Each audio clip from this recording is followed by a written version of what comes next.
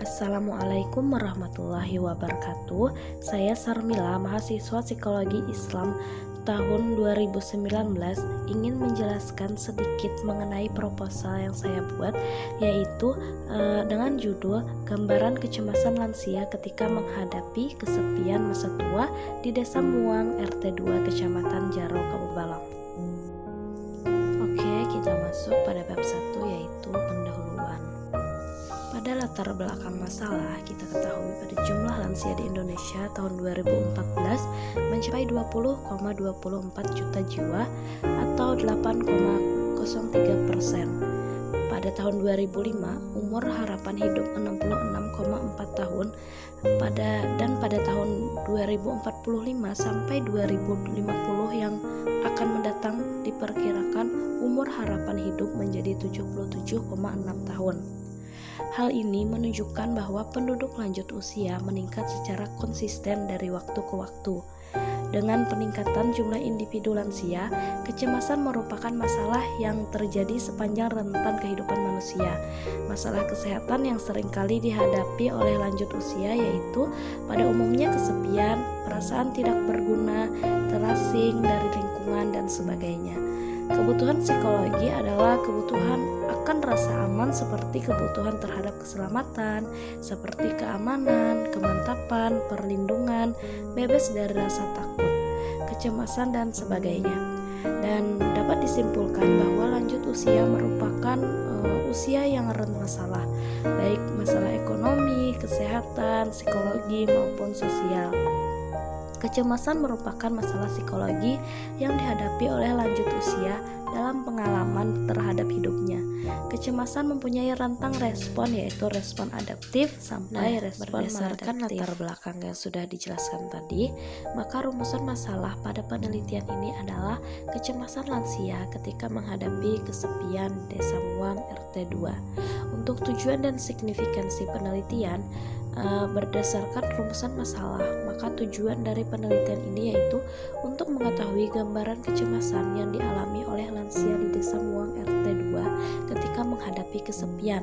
Dalam penelitian ini, peneliti akan mendapatkan wawasan dan pengetahuan dalam melihat gambaran kecemasan yang dialami lansia, dan hasil penelitian ini akan digunakan untuk informasi awal atau sebagai dasar dalam melakukan penelitian lanjutan yang berhubungan dengan gambaran kecemasan lansia untuk peneliti-peneliti selanjutnya. Baik, untuk penelitian terdahulu, yang pertama penelitian yang dilakukan oleh Nina Rahmawati, Ahmad Hussein Asdi, Susiatiowati dengan judul Tingkat Kecemasan Asupan Makan dan Status Gizi pada Lansia di Kota Yogyakarta. Berdasarkan hasil penelitian, kondisi kecemasan pada lansia yang terjadi dapat disebabkan karena perbedaan sosial ekonomi atau memasuki masa pensiun, penurunan pendapatan, post-power syndrome, konflik peran, dan merasa kurang atau tidak dibutuhkan lagi. Kondisi kesehatan sudah mulai menurun dan sering mengalami gangguan fisik.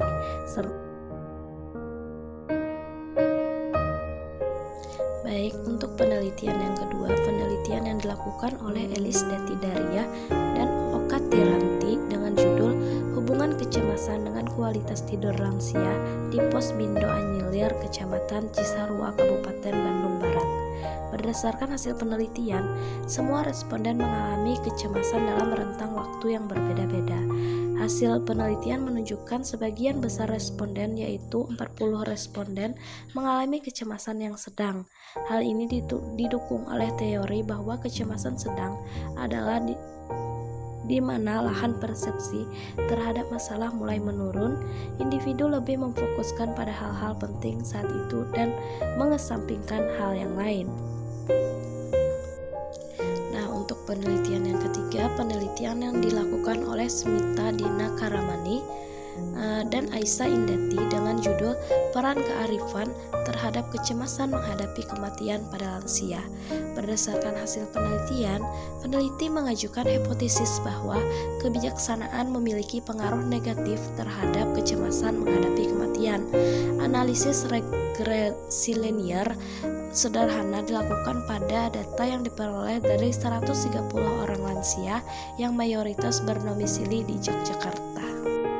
Selanjutnya kita masuk pada bab 2, yaitu pada landasan teori. Oke, kita masuk pada pengertian kecemasan. Kecemasan adalah reaksi yang terhadap sesuatu hal yang dianggap mengancam.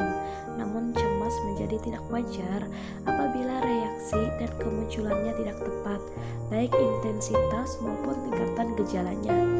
Kecemasan dialami semua orang dalam perjalanan hidupnya. Kecemasan adalah hal yang lumrah dialami individu, terutama saat ia mengalami tertekan dalam hidupnya. Kecemasan dapat timbul dengan sendirinya atau munculnya tergabung disertai gejala-gejala dari berbagai gangguan emosi yang lain. Kecemasan adalah suatu dorongan yang kuat terhadap perilaku, baik perilaku yang kurang sesuai ataupun perilaku yang mengganggu.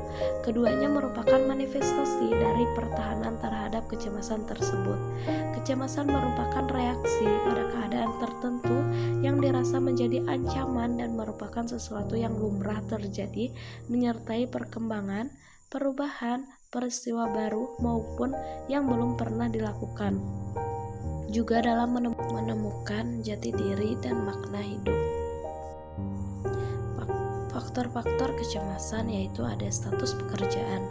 Lansia yang tidak bekerja umumnya dikarenakan telah pensiun dan untuk memenuhi kebutuhan hidupnya dari anak-anak serta cucu lansia tersebut. Status perkawinan. Lansia yang berstatus janda atau duda yang sebagian besar dikarenakan meninggalnya pasangan. Hal ini disebabkan karena banyak pasangan dari lansia tersebut mempertahankan hubungan mereka dari perceraian masa lansianya saat ini, sehingga memberikan rasa nyaman bagi pasangan lansia tersebut. Nah, bagi pasangan yang sudah berstatus janda atau duda, mereka akan merasa kesepian karena tidak mempunyai pasangan dan anak-anak juga tidak berada di dalam rumah. Yang ketiga ada status kesehatan. Meskipun lansia yang berstatus sehat, namun masih banyak lansia yang berstatus tidak sehat. Seperti misalnya dari 5 itu ada 4 lansia yang tidak sehat atau memiliki satu penyakit kronis. Misalnya banyak juga lansia yang misalnya memiliki darah tinggi.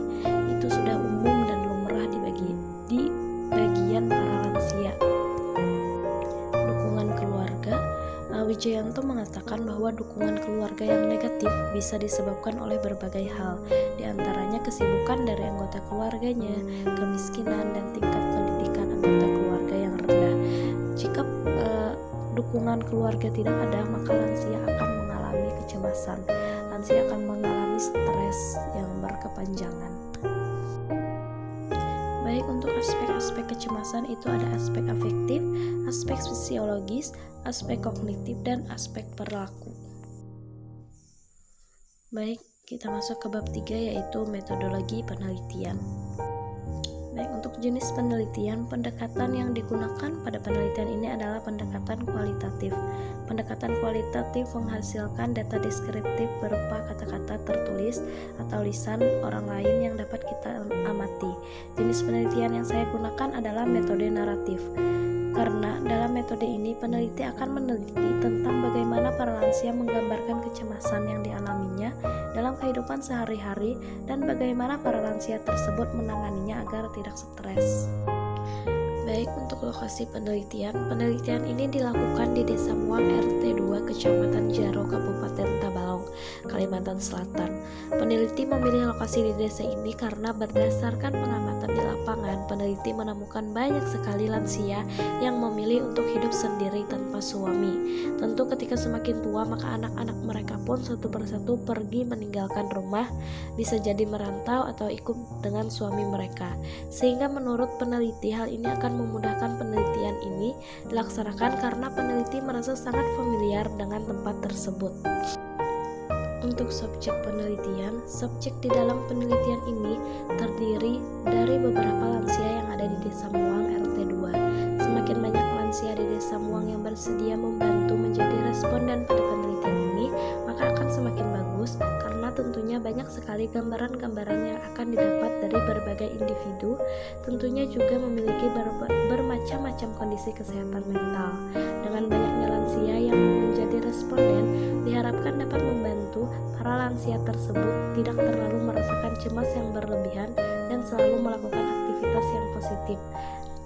Untuk metode penelitian, saya menggunakan dua metode penelitian, yaitu wawancara dan juga observasi. Sekian sedikit pemaparan proposal dari saya. Salah hilangnya saya mohon maaf. Wassalamualaikum warahmatullahi wabarakatuh.